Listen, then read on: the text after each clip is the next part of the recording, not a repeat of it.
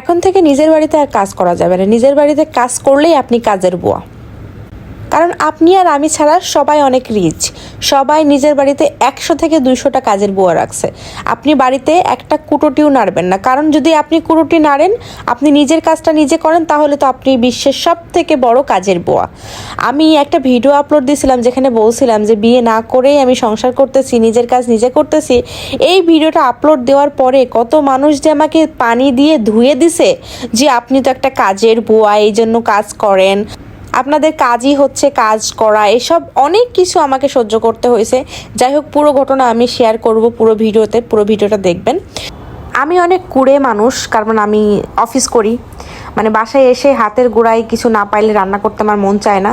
তো এই জন্য আমি করি কি, সব রকম যে পেস্টের জিনিসগুলো লাগে আমি সব ফ্রিজে পেস্ট করে রেখে দিই।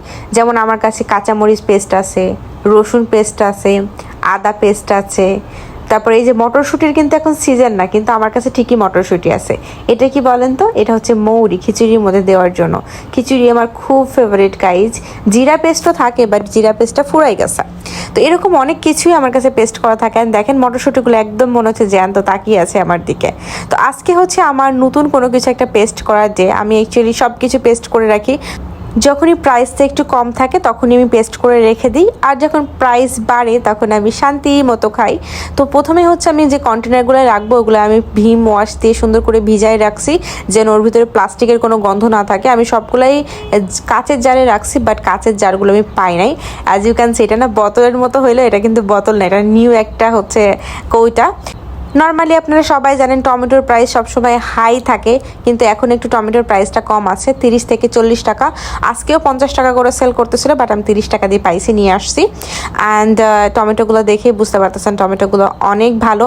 আর এখন যেহেতু প্রাইস কম আছে এই জন্য আমি স্টোর করে রেখে দিব। অ্যান্ড আমার প্রত্যেকটা রান্নাতেই টমেটো মাস্ট লাগে, যেমন মুরগির মাংস থেকে শুরু করে চাটনি, তারপরে হচ্ছে পাস্তা, আরও যে টাইপের খাবারগুলো লাগে এগুলো তো আমি সবগুলোতেই টমেটো দিই, কারণ টমেটো আমার খুব পছন্দ। বিশেষ করে হচ্ছে মুরগির মাংসতে টমেটো তো লাগবেই। তো এই জন্য আমি টমেটো বেশি করে স্টোর করে রেখে দিচ্ছি। কিছুদিন পরে প্রাইস বাড়লে তখন আর কিনতে মন চাইবে না, কারণ কিছুদিন পরে টমেটোর প্রাইস হবে 200, 300, 400 এরকম করে প্রাইস হবে। এই জন্য আমি আগে থেকে পেস্ট করে রেখে দিচ্ছি। তো যেটা বলতেছিলাম, আপনারা হচ্ছে যারা আমাকে কমেন্ট করেন যে আপনি তো কাজের বুয়া, আপনি নিজের কাজ নিজে করবেন না তো কে করে দিবে, আপনার তো একটা কাজের বুয়া রাখার অ্যাবিলিটি নাই, এই জন্য আপনি নিজের রান্না নিজে করেন। তো আপনি কমেন্ট করতেছেন, আপনি কি করেন? আপনার তো কোনো কাজ নাই আমাকে কমেন্ট করা ছাড়া। আমাকেই লুকিয়ে লুকিয়ে দেখেন, আবার আমার নামে বদনাম করেন, তাই না? শোনো না, আমি গর্ব করে বলতে পারি যে আমি একটা মেয়ে, আমি জব করি, আমি ঘর গোছাই, আমি সব রকমের রান্না করতে পারি, এত মজা রান্না করতে পারি। আমার রান্না মানুষ হাত চেটে খায়, বুঝছেন? মেয়ে হয়ে আমি অহংকার করতে পারি আমি একটা মেয়ে। আপনি কি করতে পারছেন জীবনে? এই যে আপনার ন্যাকামো করে বলতে পারবো না আমার মা তো জীবনে আমাকে রান্না করতে দেয় না, আমি কিচ্ছু পারি না। ন্যাকা ষষ্ঠীগুলো জামাই বাড়ি যখন যাবেন না, জুতা দিয়ে পিটাবে, জুতা দিয়ে, বুঝছেন? এখন একটা ফোন আছে বলে মানুষকে কমেন্ট করেন, কিছু পারেন না তো নিজের দিকে একটু আয়নার দিকে তাকাই দেখেন তো যে আপনি আসলে কি করতে পারছেন লাইফে মানুষকে কমেন্ট করা ছাড়া। আর যারা বলে না যে আমার কোনো জামাই জুটবে না, আমাকে নিজের রান্না নিজেই করে খেতে হবে, জামাই আমার জুটবে না তা না, জামাই আমি জুটাইতেছি না। কারণ আমি একটা শিক্ষিত, আমি একটা স্টাবলিশ মেয়ে। একটা ছেলে যা কিছু না করতে পারে তার থেকে বেশি কিছু আমি অবশ্যই করে ফেলছি। তো একটা ছেলেকে কেন আমার দায়িত্ব নিতে হবে? আমি একটা ছেলেকে দায়িত্ব নেওয়ার মতো অ্যাবিলিটি রাখি। সো আশেপাশে অনেক মানুষ আছে যারা দেখতে মানুষের মতো, কিন্তু আসলে মানুষের মতো না। তারা চেহারা মানুষের মতো, বাট ভিতরটা পুরো হচ্ছে অমানুষের মতো। তো আমি এরকম মানুষ নামের অমানুষ মোটেও চাই না। আমি একজন ভালো ভদ্র মানুষ চাই, যে আমাকে বুঝবে, সে আমাকে ভালোবাসবে।